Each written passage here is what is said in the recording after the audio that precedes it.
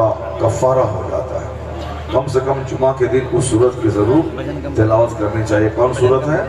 سورہ کہف، بہت بابرکت سورت ہے۔ ایک صحابی کہتے ہیں کہ سرکار میں اس سورت کی تلاوت کر رہا تھا، سامنے گھوڑا بندھا ہوا تھا، وہ اچھلنے لگا، میں سمجھ نہیں رہا تھا کہ گھوڑے کیوں اچھلنے لگے، اور جب میں آسمان کی طرف دیکھا تو دیکھا کہ ایک نور کی قندیل ہے جو لٹکی ہوئی ہے زمین سے لے کے آسمان تک۔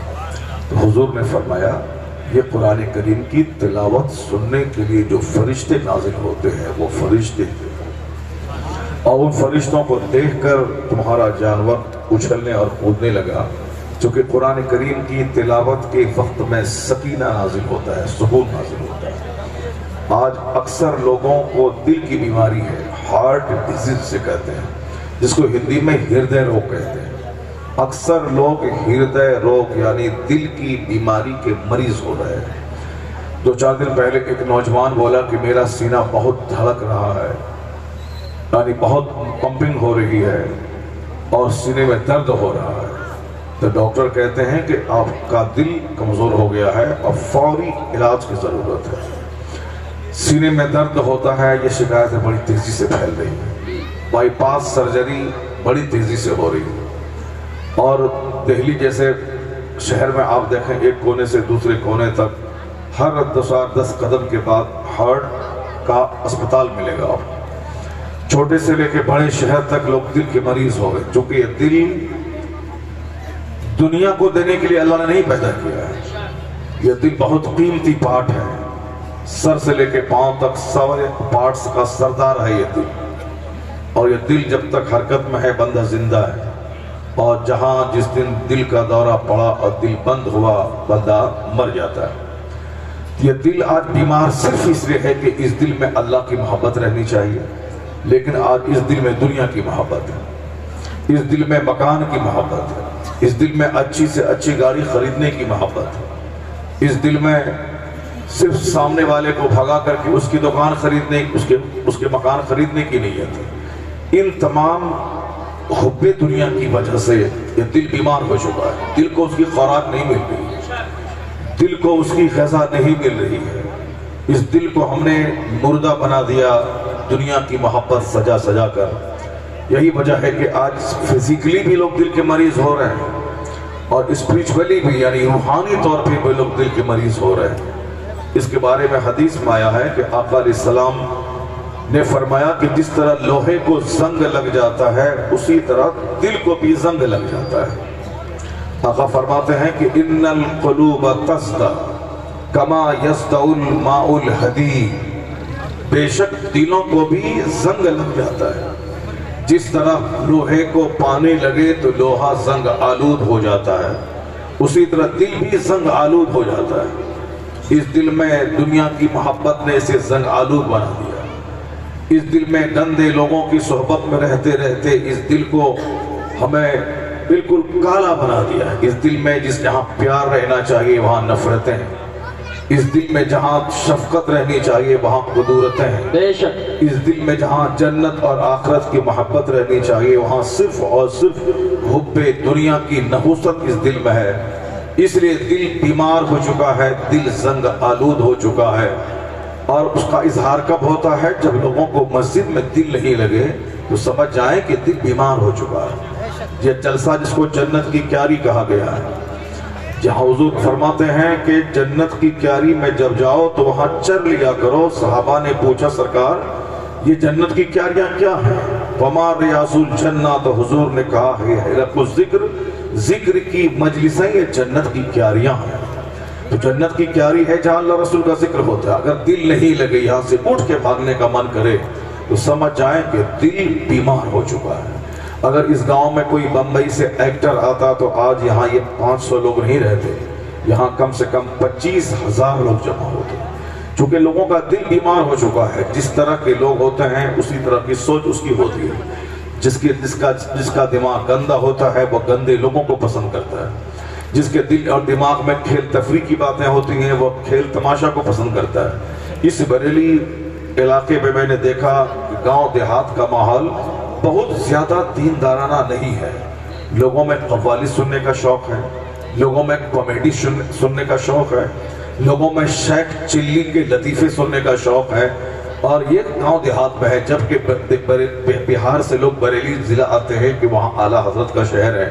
چلو وہاں کے آس پاس جو لوگ رہتے ہیں بڑے دیندار ہوں گے، بڑے نیک لوگ ہوں گے، بڑے مذہبی لوگ ہوں گے، جن کو دیکھنے کے بعد ہمارے دل میں مذہب کی باتوں کو سننے اور اس پر عمل کرنے کا شوق پیدا ہوگا۔ اگر وہ لوگ یہاں آ جائیں، آپ کے دیہات میں دیکھ لیں کہ صاحب ذکر رسول کی محفل سجی ہے اور عشق رسول کا پیغام اعلیٰ حضرت نے دیا ہے، اور چند لوگ وہاں کھڑے ہیں، 5 لوگ وہاں کھڑے ہیں، کسی کے دماغ میں کچھ ہے، کسی کے دماغ میں کچھ چل رہا ہے۔ تو جو لوگ 10,000 خرچ کر کے بریلی آ کے بریلی کی عزت دل میں لے کے آتے ہیں، وہ اگر آپ لوگوں کو دیکھ لیں تو وہ ضرور یہاں سے اعلیٰ حضرت کی جو محبت تھی اس کو وہ گھٹتی ہوئی محسوس کریں گے کہ شہر رضا کے قریب رہ کر اور اس طرح سے نفرتوں میں جینا، شہر رضا سے قریب ہو کر اس طرح محفلوں کو اجاڑ دینا، شہر رضا سے قریب رہ کر دنیاوی چاہت میں ڈوبا رہنا، یہ تو اس کو سمجھ میں نہیں آئے گا۔ آپ بتا دیں کہ میں جس طرح اعلیٰ حضرت بے مثال ہے، اسی طرح اس ضلع کے رہنے والے لوگ بھی بے مثال ہے۔ یہ بے مثالی اس وقت اس کا پتہ چلے گا جبکہ آپ نعت بھی سنیں گے، تقریر بھی سنیں گے، آپ مصطفیٰ کی حدیث بھی سنیں گے، اللہ کا کلام بھی سنیں گے، اور یہ بتا دیں گے کہ ہم لوگ تماشے والے نہیں ہیں، ہم لوگ تو مصطفیٰ کی محبت والے لوگ ہیں۔ تو آپ بتا دیں کہ ہم 2 گھنٹے نہیں 4 گھنٹے بیٹھ کر ہم مصطفیٰ کے ذکر کی محفل میں اپنی آخرت سجانے سنوارنے کا جذبہ رکھتے ہیں۔ وہ لوگ جو دل اور دماغ میں کچرا بھرے ہوئے ہیں وہ اپنی خیر منائیں کہ دل اگر ناپاک ہوا تو تم ہارٹ کے مریض ہو جاؤ گے، زمین بک جائے گی، اس کا علاج نہیں کر پاؤ گے۔ ابھی اس دل میں جتنی محبتیں رہتی ہیں، اس دل میں جس قدر اچھی گڈ فیلنگز رہتی ہیں، اور جہاں اچھے لوگوں کی صحبتیں رہتی ہیں، وہاں ہارٹ کی بیماری نہیں ہوتی۔ ہارٹ کی بیماری وہاں رہتی ہے جہاں تنہائیاں زیادہ رہتی ہیں، ہارٹ کی بیماری وہاں رہتی ہے جہاں اس دل میں نفرت زیادہ رہتی ہے، ہارٹ کی بیماری وہاں ہوتی ہے جہاں اچھے لوگوں کی صحبتیں نہیں ہوتی ہیں، جہاں لوگ تاڑی پیتے ہیں، جہاں لوگ شراب پیتے ہیں، جہاں لوگ حسد اور جلن اور قدورت رکھتے ہیں، جہاں لوگ غریبوں کے ساتھ نہیں بیٹھتے ہیں۔ حضور نے فرمایا ہے کہ غریبوں کے ساتھ بیٹھا کر اس سے سینے کا گھمنڈ دور ہوتا ہے، سینے کا کچرا دور ہوتا ہے۔ آقا علیہ السلام ہمیشہ دعا کرتے تھے، اللہم احینی مسکینا و امیتنی مسکینا واحشرنی فی زمرۃ المساکین، اے اللہ مجھے مسکین بنا کے زندہ رکھ، حالت مسکینیت میں موت عطا فرما اور مسکینوں کے ساتھ میرا حشر فرما۔ یہ کون جو کائنات کے مالک و مختار ہیں، جو عرب و عجم کے تاجدار ہیں، جو زمین اور آسمان کے خزانے کے مالک ہیں، وہ پیغمبر اعظم کہتے ہیں کہ الہی مجھے مسکین بنا کے زندہ رکھ۔ اس کا مطلب ہے مسکینیت کی بڑی فضیلت ہے، اور بھلے ہی 50 کروڑ کے مکان میں بندہ رہے مگر دل مسکین جیسا رہنا چاہیے، اس دل میں گھمنڈ نہیں رہنا چاہیے، اس دل میں قدورت نہیں رہنی چاہیے۔ آقا فرماتے ہیں لا يدخل الجنہ من کان فی قلبہ مثقال ذرۃ من کبر، وہ شخص جنت میں نہیں جائے گا جس کے دل میں رائی کے برابر گھمنڈ موجود ہو، یعنی بالکل چھوٹا سا بھی، اپنے مکان کا گھمنڈ، زمینداری کا گھمنڈ، خاندان کا گھمنڈ، ملازمت اور نوکری کا گھمنڈ، بال بچوں کی خوبصورتی کا گھمنڈ، داماد کی ملازمت کا گھمنڈ، جوانی کا گھمنڈ، اچھے کپڑے اور اچھی گاڑی کا گھمنڈ، کوئی بھی غرور اگر دل میں رہا تو مصطفیٰ سچے، مصطفیٰ کی بات سچی۔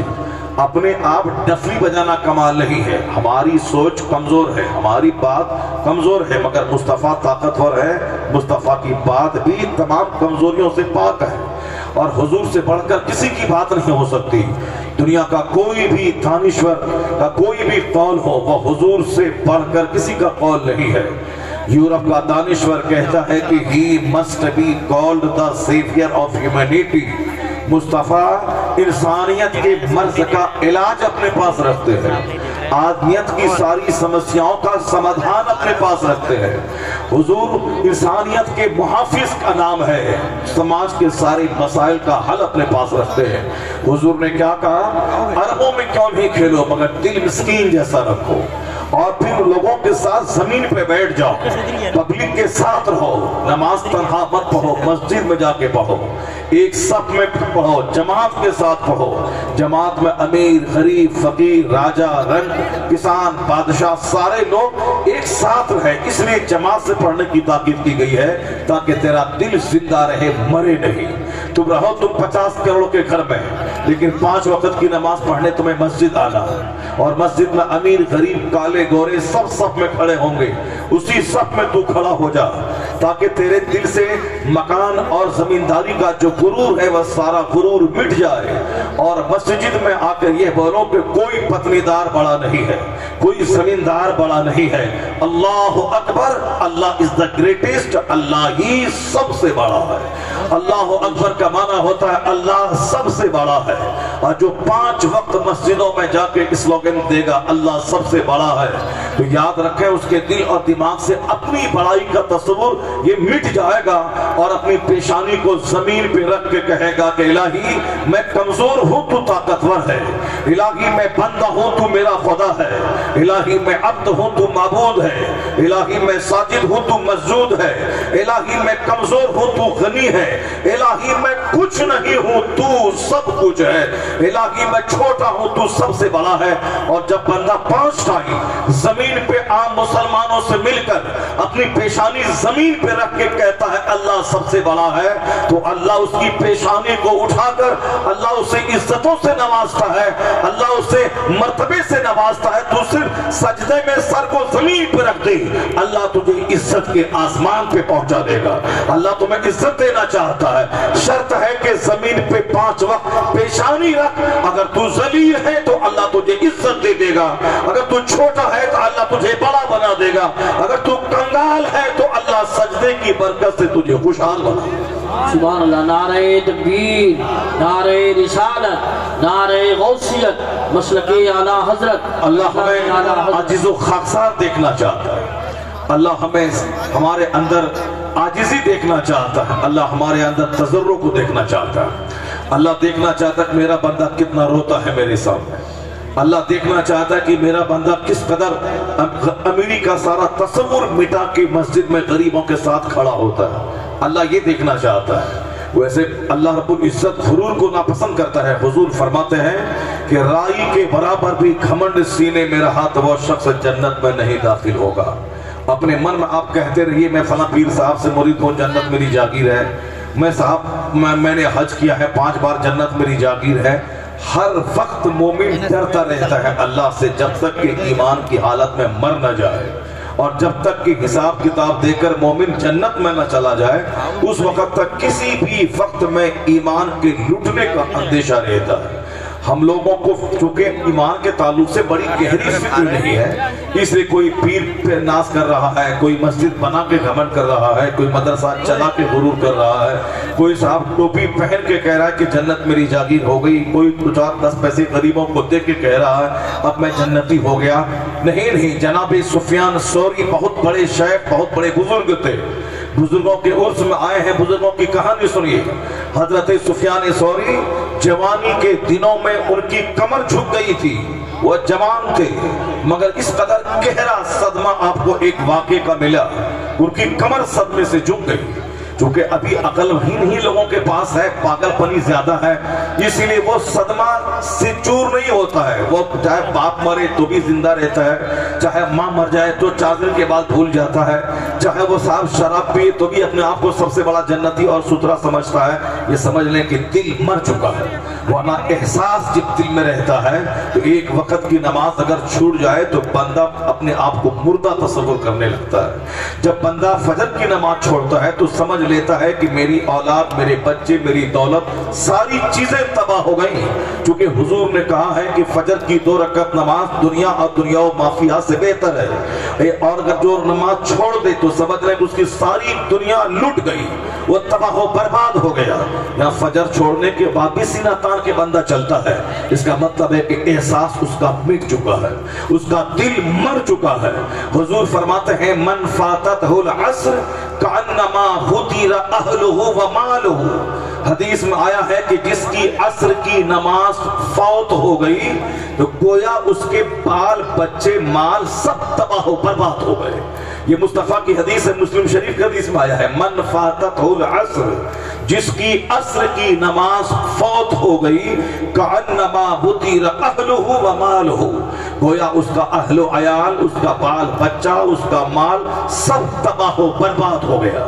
ایک وقت کی نماز اگر کسی اللہ کے ولی کی چھوٹ جاتی تھی، وہ بیٹھ کے روتے تھے گھر میں، جماعت چھوٹ جاتی تھی، لوگ کہتے تھے کہ میرا بیٹا اگر مر جاتا تو سارا سماج میری تعزیت کو آتا اور سارا سماج آکے مجھ کو دلاسا دلاتا کہ صبر کرو، اللہ تعالیٰ تمہیں اجر عطا فرمائے، تیرے بیٹے کو لے لیا، اللہ نعم البدل عطا فرمائے۔ تو میرا بیٹا مر جاتا تو سارا سماج مجھ کو میری تعزیت کے لیے آتا، جبکہ بیٹے کے مرنے سے بڑی مصیبت مجھ کو آ گئی۔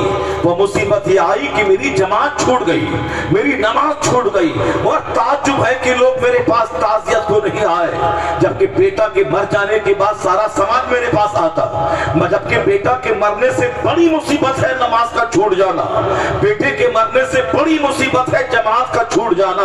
یہ وہ بولتا ہے جس کا دل زندہ ہے، جس کا شعور زندہ ہے، جس کا احساس زندہ ہے، جس کا حس زندہ ہے۔ اس لیے غریب ہونا یہ عیب کی بات نہیں ہے، بلکہ غریب ہونا تو فخر کی بات ہے۔ پیغمبر اعظم کے گھر میں 2 مہینے تک چولہے میں آگ نہیں سلگتی تھی۔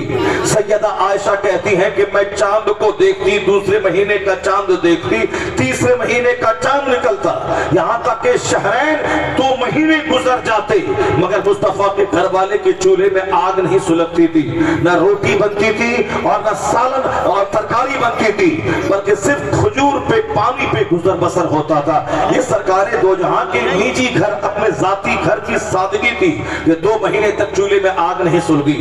اگر ہمارے گھر میں بھی اگر دوپہر میں آگ نہ سلگے تو عیب کی بات نہیں ہے، اگر ہمارے گھر میں 2 دن کا فاقہ ہو جائے یہ عیب کی بات نہیں ہے، چونکہ ہم گرے ہوئے ہیں، اسی لیے غریبی کا مذاق اڑاتے ہیں۔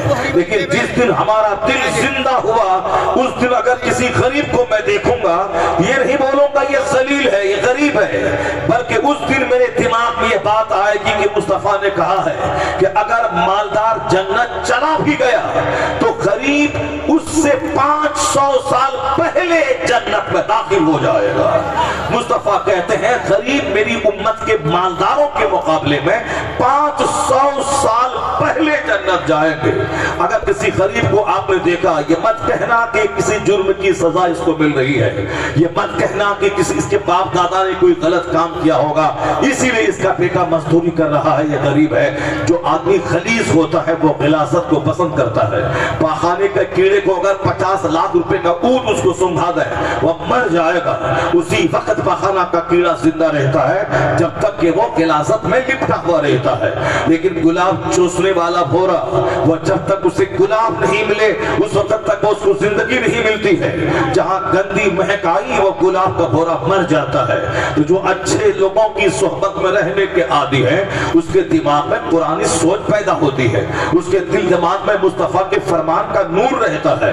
وہ کبھی بھی رنگ کے اعتبار سے نہیں سوچتا، وہ کبھی مال اور غربت کے اعتبار سے نہیں سوچتا، وہ تو ساری باتیں مصطفیٰ کے فرمان کی روشنی میں سوچتا ہے۔ تو کسی غریب کو اگر اللہ نے غریب بنایا ہے اس کے جرم کی سزا نہیں ہے، اگر اس غربت میں دینداری ہے، یہ غور سے سن لینا، اگر اس غربت میں دینداری ہے یعنی نماز ہے اور بڑے بڑے کرائم سے وہ غریب بچ رہا ہے، اس پر تو حج فرض ہی نہیں ہے کہ وہ حج کرے، غریب پر زکوٰۃ فرض ہی نہیں ہے کہ زکوٰۃ دے، غریب پر تو صدقہ فطر واجب ہی نہیں ہے کہ صدقہ فطر نکالے، جو غریب ہے اس پر قربانی واجب ہی نہیں ہے وہ قربانی کرے۔ قربانی واجب ہے کس پر؟ مالدار پر، صاحب مال پر، صاحب نصاب پر۔ تو اگر وہ قربانی نہیں کیا اس سے پوچھا جائے گا قیامت کے دن تم نے قربانی کیوں نہیں کیا؟ تجھ پر قربانی واجب ہوئی آج 15 سال کی عمر میں اور آج 60-70 سال ہو گئے، تو 5 سال سے قربانی کر رہا ہے، یہ بتا دے کہ 40 سال سے تجھ پر قربانی واجب رہی تم نے نہیں کیا، اس کا جواب تم بتاؤ۔ اللہ پوچھے گا کہ تم کو میں نے مال دیا اس کی زکاة تم نے کتنی نکالی؟ 1 کروڑ میں 2.5 لاکھ زکاة نکالنا تھا، تم نے 50,000 نکالا، اس کے بعد نہیں نکالا، یہ بتا دے کہ اس مال کا حساب دے، میں نے مال دیا اس کی زکاة تم نے کیسے نکالی؟ 1 لاکھ ہو تو 2,500 روپے زکاة نکالنا ہے، اگر تمہارے پاس مال تجارت ہے اس کی زکاة نکالنی ہے، اگر بیویوں کے پاس زیورات ہے اس کی زکاة نکالنی ہے۔ ایسا نہیں کہ صرف زیور پہننے میں مزہ آ رہا ہے، شادی بیاہ کے فنکشن میں زیورات کا مقابلہ ہو رہا ہے کہ فلاں کی بیوی صاحب وہ گلے میں موٹا چین پہن کے آئی تھی، फला की बीवी और हाथ में मोटा कंगन पहन के आई थी और पूरे समाज में उसका चर्चा हो जाए कि उसके गले में बिल्कुल पतला हार था और उनके गले में बिल्कुल सोने का हार 2 लाख रुपए का था। तो यह 2 लाख रुपए का हार बनाना कमाल नहीं है, कमाल है कि जब तक वो हार रहेगा हर साल ज़कात निकालना फर्ज है, उसको ज़कात देना ही होगा। ऐसा नहीं कि बिजनेस के माल पे सिर्फ ज़कात फर्ज है, जो जेवरात पहनने के हैं उस पर भी ज़कात फर्ज है और जब तक वो जेवर है हर साल फर्ज है। ऐसा नहीं कि एक बार निकाल दिया तो हो गया, नहीं, जब तक वो जेवर आपके पास है हर साल फर्ज है, चाहे उससे आपका कोई फायदा हो या ना हो। वह माल आपके घर में है, उस पर ज़कात फर्ज है। आपने खरीदा 50 साल पहले, आपने कभी कभार दे दिया थोड़ा सा माल, क़यामत के दिन हिसाब देना होगा कि तुमने ज़कात निकाली क्यों नहीं। सदक़े फित्र का हिसाब, ज़कात का हिसाब, कुर्बानी का हिसाब, उश्र का हिसाब। जो जमीन अल्लाह ने दी है 10 बीघा 25 बीघा, जो उससे मैं गन्ना की खेती करता हूँ, उससे मैं गेहूं की खेती करता हूँ, उससे मैं धान उपजाता हूँ, धान का हिस्सा तुमने निकाला कि नहीं निकाला। तुमको मैंने गेहूं दिया 50 कुंटल, उसका तुमने कितना हिस्सा निकाला। आसमान से बारिश हुई तो हर 10 केजी में 1 केजी देना खुदा की राह में। अगर तुमने पानी खरीद की सिंचाई करी तो हर 20 केजी में 1 केजी देना खुदा की राह में। ये बता दें कि हिसाब देने में पसीना छूट जाएगा, 500 साल लग जाएंगे हिसाब देने में। कुर्बानी का हिसाब, उश्र का हिसाब, गन्ने धान गेहूं की खेती का हिसाब, आलू जो सब्जी उपजाते हैं उसका हिसाब, जो आपने आम का बाग बनाया है उसका हिसाब। तो ये किसान हिसाब देने में लगा रहेगा। ये मालदार ज़कात का हिसाब देगा। गरीब ना उस पर ज़कात फर्ज है, ना उस पर सदक़े फित्र वाजिब है, ना उस पर कुर्बानी वाजिब है। वह सिर्फ नमाज उस पर फर्ज है। वह पाबंदी से मजदूरी करे तो भी नमाज पढ़े, ईंट ढोए तो भी नमाज पढ़े, दूसरों के खेत में हल चलाए तो भी नमाज पढ़े, बीमार रहे तो भी नमाज पढ़े। नमाज पढ़ने में पैसा नहीं लगता है, नमाज पढ़ने में 8 घंटे नहीं लगते हैं। 8 घंटे ईंट ढोने के बाद तब 500 रुपए मिलते हैं और यहाँ तो 5 नमाजों को मिला के 1 घंटा का टाइम भी नमाज में नहीं लगता है। तुम 1 घंटा लगा दे, अल्लाह महासंख्यों रुपए की जन्नत तुझको अता फरमा देगा।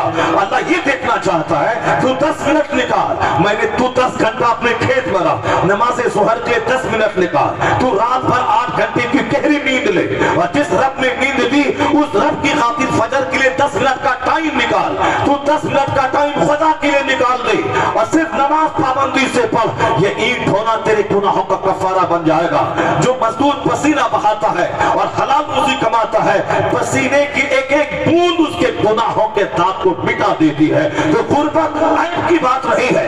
गरीब सिर्फ नमाज पढ़ ले, वह झूठ न बोले, वह ज़िना न करे, वह शराब न पिए, वह साफ चुगलखोरी न करे, वह ईमानदारी से रहे, काम में तो धोखाधड़ी न करे, वह हलाल तरीके से मेहनत से कमाए। मालदार जो तुम्हारे गांव में 1000 बीघा जमीन का जोतने वाला है, जो तुम्हें जलील समझता है, अगर तुमने नमाज पढ़ी, गुनाहों से बचा, इन मालदारों से 500 साल पहले अल्लाह जन्नत में तुझको अता फरमाएगा जगह। इसके मुकाबले में 5 साल नहीं, 5 दिन नहीं, 50 साल नहीं, 500 साल, 500 साल पहले तुम इन जमींदारों के मुकाबले में जन्नत जाएगा।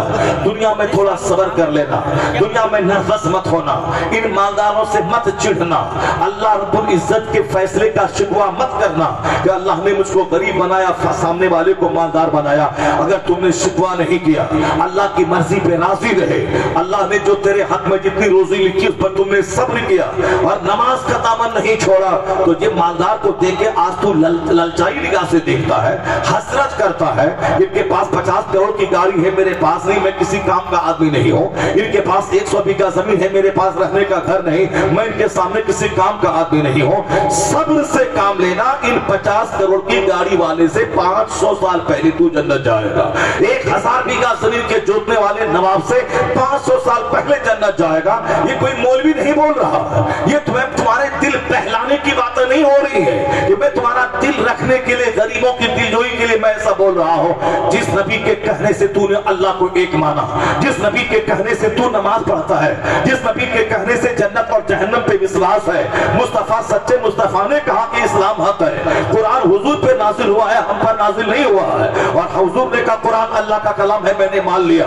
हुजूर ने कहा कि अल्लाह एक है, हमने مان لیا. حضور نے کہا کہ قیامت حق ہے, ہم نے مان لیا. حضور نے کہا کہ اللہ ہے دنیا کا پیدا کرنے والا, میں نے مان لیا. تو میں نے خدا کو دیکھا نہیں, مصطفیٰ کے کہنے سے مان لیا. مجھ پر قرآن نازل نہیں ہوا, حضور کے کہنے سے میں نے قرآن پر ایمان لایا. تو جس مصطفیٰ کے کہنے سے تو ایمان لایا ہے, اسی مصطفیٰ کا یہ فرمان ہے کہ مالدار کے مقابلے میں غریب 500 سال پہلے جنت چلے جائیں گے.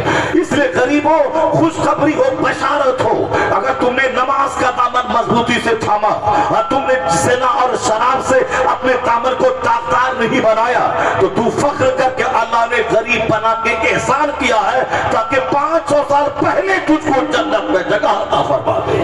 یہ بات وہ سوچے گا جو مصطفیٰ کی حدیث پڑھتا ہے. یہ بات وہ سوچے گا جو عالموں کی صحبت میں رہتا ہے. یہ بات وہ سوچے گا جو قرآن حدیث کا مطالعہ کرتا ہے. یہ بات وہ سوچے گا جو اللہ کے ولیوں کی صحبتوں میں رہتا ہے, جو چور کی صحبت میں رہے, جو ڈکیت کی صحبت میں رہے, جو بے نمازی کی صحبت میں رہے, جو زناکار کی صحبت میں رہے, جو سودخور کی صحبت میں رہے, جو دن رات اپنی آنکھوں میں اجنبی عورتوں کو بسا لے. اس کی سوچ گندی, اس کی آنکھ گندی, اس کا دل گندا, اس کا جگر گندا, اس کی آنے والی نسلیں گندی.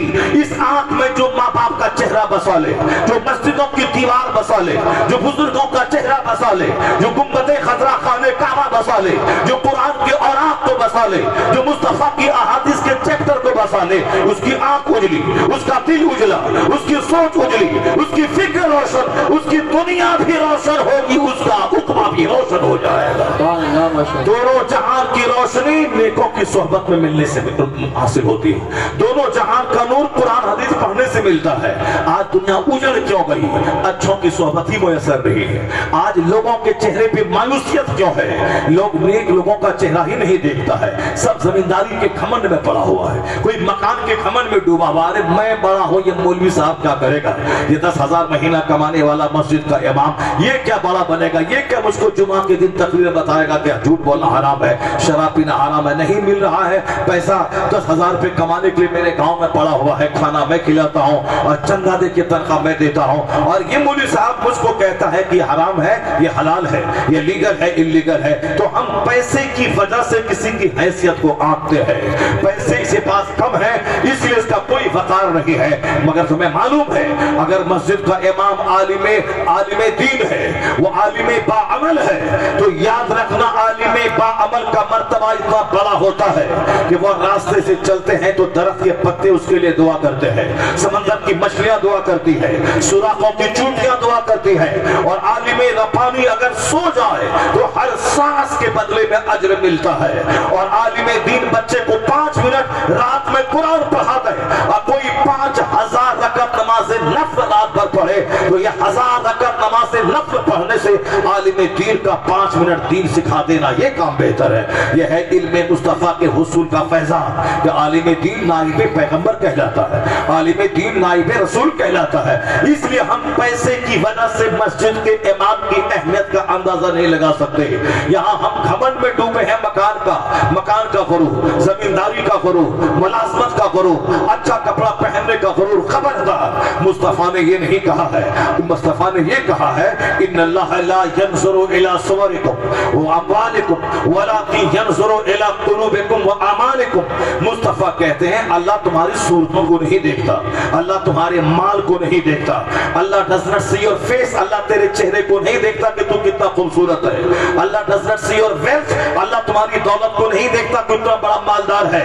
But Allah sees your heart, اللہ تمہارے دل کو دیکھتا ہے, تمہارے انٹینشن کو دیکھتا ہے, تمہاری نیتوں کو دیکھتا ہے, تمہارے دلوں کو دیکھتا ہے, تمہارے احوال کو دیکھتا ہے, تمہارے کیریکٹر کو دیکھتا ہے, تمہارے کردار کو دیکھتا ہے. بہت سارے گورے چہرے والے کا چہرہ بندر جیسا ہو گیا, بہت ساروں کا چہرہ اللہ نے سور جیسا بنا دیا, بہت سارے کا چہرہ آج اللہ کا عذاب ہے کہ عربوں کے مال میں رہنے کے باوجود 1 درجن بیماری سے چہرہ کالا ہے, کیونکہ جس کو دل کی بیماری ہو گئی اس کے چہرے پہ نور کبھی نظر نہیں آ سکتا, چاہے وہ منتری رہے یا پردھان منتری رہے, چاہے وہ ارب پتی رہے یا پریزیڈنٹ رہے. دل کی بیماری والے کا چہرہ دیکھ کے پڑھ سکتے اس کا دل مریض ہے, وہ ہمیشہ بجھا رہتا ہے, اس کا دل ہمیشہ اس کا چہرہ کالا رہتا ہے, وہ ہمیشہ اندر کے پین کو محسوس کرتا ہوا اندر سے ٹوٹا ہوا ہوتا ہے۔ اگر یقین نہیں آئے تو کبھی سنسد بھون کو دیکھنا، کبھی پارلیمنٹ ہاؤس میں جہاں 500 سے زیادہ ایم پیز رہتے ہیں، اس ایم پیز کے چہروں کو دیکھنا کہ اکثر لوگوں کا ٹون اونچا ہوتا ہے، اکثر لوگوں کو ہارٹ کی بیماری ہوتی ہے۔ یہ پارلیمنٹ میں بیٹھا ہے، یہ پردھان، یہ منتری ہے، یہ ممبر آف پارلیمنٹ ہے، مگر ان کا چہرہ بجھا بجھا سا ہے، سمجھ لینا اس کو دل کی بیماری ہے۔ ممبر آف پارلیمنٹ بننے کے باوجود اس کا چہرہ بجھا سا ہے، دل کی بیماری ہے۔ کبھی شرد پوار کو دیکھ لینا، شرد یادو مر گیا کہ اس کا چہرہ تم نے دیکھا تھا، ابھی لالو پرساد کا چہرہ دیکھ لینا، ملائم سنگھ مر گیا اس کا چہرہ دیکھ لینا۔ یہ وہ لوگ ہیں جو اربوں میں کھیلنے والے لوگ ہیں، مگر ان کا چہرہ کالا تھا جو ان کے پاس دل کی بیماری تھی۔ ہارٹ کی خطرناک بیماری سے چہرہ کالا ہو جاتا ہے، اس کو سکون نہیں ملتا ہے، بھلے ہی وہ مصنوعی طور پر مسکرا دے الگ بات ہے، پر سچی خوشی نہیں ملتی ہے۔ جیسے سماج کے بے شمار لوگ ہیں جو پان کھاتے ہیں اور چوک چوراہے پہ پان پھینک کر ہونٹ لال کر کے وہ کہنا چاہتے کہ میں بہت خوش ہوں، وہ اندر سے اتنا ٹوٹا ہوا رہتا ہے۔ اس مصیبت کو چھپانے کی خاطر وہ پان کھاتا ہے۔ جس طرح بہت ساری فاحشہ عورتیں ہیں جنہوں نے بیماری کی وجہ سے، زناکاری کی وجہ سے اس کی صحت گل چکی ہوتی ہے، اس کا چہرہ مر چکا ہوتا ہے، لیکن گراہک کو اپنی طرف مائل کرنے کے لیے وہ ہونٹوں کو لال کیے رہتی ہے، وہ اپنے چہرے کو 50 ٹائپ کے لوشن سے سجا کے رکھتی ہے۔ اس کا چہرہ دیکھنے میں بھدا لگتا ہے، 1000 وہ لوشن لگائے، 1000 لپسٹک لگائے، پر ان کا چہرہ بتاتا ہے کہ اندر سے مریضہ ہے، یہ اندر سے دکھی ہے، یہ اندر سے ٹوٹی ہوئی ہے، نسوانیت کے اوصاف سے خالی ہے۔ لیکن گاؤں دیہات کی وہ عورت جو نمازی پرہیزگار ہو، اگرچہ وہ کوئی لپسٹک نہ لگائے، نہ اپنے چہرے پہ کوئی لوشن لگائے، مگر نہ سجدے کا حسن اس کے چہرے سے ایسا نمایاں ہوتا ہے جیسے کوئی حور زمین پہ اتر آئی ہو، چونکہ 50 پرکار کے لوشن میں اللہ نے وہ حسن ہی رکھا ہے جو حسن سجدہ کرنے میں رکھا ہے۔ اگر عورتیں اپنے سجدے کو تھوڑا دراز کر دیں اور سجدہ ختم ہونے کے بعد اپنا چہرہ آئینے میں دیکھیں، جو 50,000 خرچ کر کے لوشن لگانے میں جو چہرہ حسین نہ ہوگا، یہ سجدے کی وجہ سے جب بلڈ پریس، جب ہارٹ کا سرکولیشن بلڈ کا زبردست ڈھنگ سے ہوتا ہے، وافر مقدار میں چہرے کی ساری رگوں میں خون پھیل جاتا ہے، تو دانشور کہتے ہیں، امریکہ اور یورپ کا دانشور کہتا ہے عورتوں کو، مسلمان خواتین کو لوشن لگانے کی کوئی ضرورت نہیں ہے، وہ صرف سجدہ کریں اور سجدہ کو لمبا کریں۔ اگر یقین نہ ہو تو سلام پھیرنے کے بعد آئینے میں چہرہ دیکھیں، بغیر لوشن کے سجدے کا نور اس کے چہرے پہ نظر آئے گا۔ اندر سے جو دل کا مریض ہوتا ہے وہ ٹوٹا ہوتا ہے، دل کا مریض بجھا بجھا سا رہتا ہے، دل کے مریض کے چہرے پہ کبھی خوشی کے آثار نہیں ہوتے ہیں۔ تو دھنوان ہونا اور ہے، پر مسرت زندگی گزارنا اور ہے۔ یہ امام صاحب مسجد کا 10,000 کمانے والا چہرے پہ فیئر اینڈ لولی نہیں لگاتا ہے، یہ اپنے ہونٹ میں لپسٹک نہیں لگاتا ہے، یہ صرف تیل لگاتا ہے مصطفیٰ کی سنت پہ عمل کرتے ہوئے۔ لیکن جس دن امامہ باندھ کر اور جبہ پہن کر جب جمعہ کے دن ممبر پہ کھڑا ہوتا ہے، ارب پتی نیچے ہے، بیرسٹر نیچے ہے، لائر نیچے ہے، 1000 بیگھہ زمین کا جوتنے والا نیچے ہے، اس کا بیٹا جو امریکہ پڑھنے گیا ہے بیرسٹر بننے، وہ اپنا گھر آیا ہے وہ بھی نیچے ہے۔